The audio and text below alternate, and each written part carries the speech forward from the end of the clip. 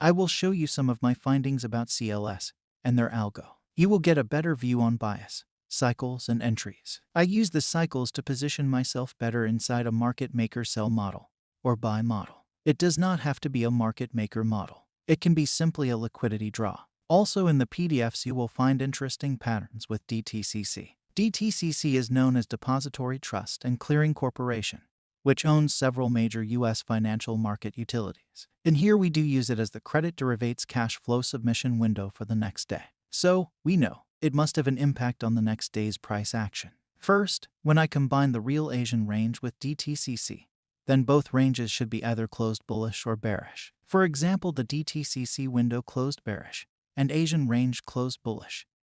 Then it's high probability for me to either buy or sell intraday. I do want to stay away from mixed ranges, just like bearish Asian range and bullish DTCC.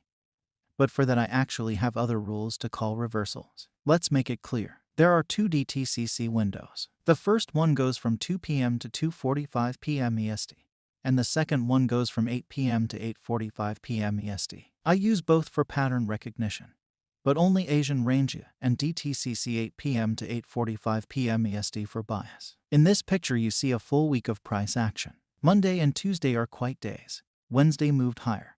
Thursday made the high of the week and Fridays retraced. We also have an old daily low, where the high of the week occurs. Also, it's a raid on liquidity from Wednesday. I will explain my YouTube entry in this video. First, we look at Monday and Tuesday. On Sunday, we have a big Asian range. It closed bearish, DTCC as well.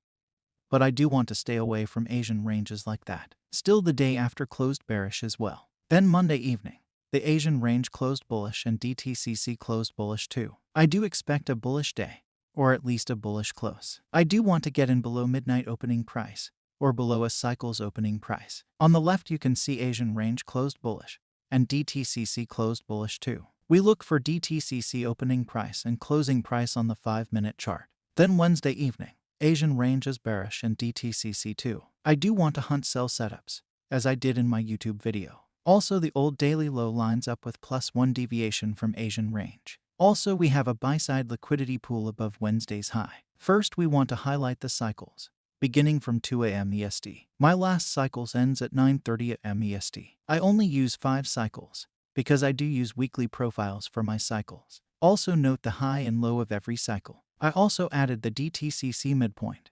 This is a key level. You can see the first cycle is like Monday for me. Then it goes until Friday. That's why I use 5 cycles. If I want to short the market, then I do want to sell above midnight opening price, DTCC midpoint, and or above the cycle's opening price. Last one is not a must. In this chart you can see my trade I took on YouTube. Use your fib time zone tool with these settings: 0, 0.13, 0.33, 0.47, 0.67, 0.8, and 1. Now you have 12 and 18 minutes time windows. You want to position yourself inside a 18-minute time window. The one in the middle is the most important one. It actually can act like the New York opening price. Inside the 0.47 and 0.67 time window you have the highest probability trades. This is why I waited to enter inside this time window. We are also in a market maker sell model. Then we had a market structure break and retraced into a fair value gap. We then dropped and created another fair value gap. Then I waited for the time window to enter on. I do target the sell-side liquidity below the original consolidation.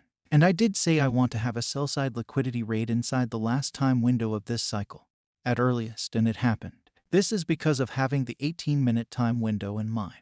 You want to position yourself in the 18-minute windows or even exit there. In this chart you can see Asian range is bullish, DTCC is bullish, and I also noted the midpoint of DTCC again. You want to position yourself below the midpoint of the DTCC window and below midnight opening price for the first cycles. After that you want to position yourself below or above the cycle's opening price. Again, I noted the highs and lows. In bullish bias, we do want to target the cycle's highs. All cycles lows can act like turtle soup entry. In this picture you can clearly see how important it is to position yourself inside the 0.47 and 0.67 time window. This is the most important thing for my entries inside a cycle. Again, here you can see the best move happen inside the 0.47 and 0.67 time window. In this chart you can see we had a market structure shift.